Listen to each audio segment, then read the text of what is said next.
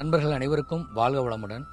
தமிழகம் முழுவதும் சாலையோரமா மனநலம் பாதிக்கப்பட்டு ஆதரவில்லாத முதியவர்கள் நிறைய நபர்கள் சுத்திட்டு இருக்கிறாங்க. நீங்க பார்க்கக்கூடிய நபர்கள் ஆதரவில்லாத முதியவர்களா இருந்திருந்தாங்கன்னா 14567 அப்படிங்கிற ஒரு எண்ணுக்கு தொடர்பு கொண்டு பேசுங்க. ஒருவேளை நீங்க பார்க்கக்கூடிய நபர்கள் மனநலம் பாதிக்கப்பட்டு ஆதரவில்லாம இருந்திருந்தாங்கன்னா 14416 அப்படிங்கிற எண்ணுக்கு தொடர்பு கொண்டு பேசுங்க.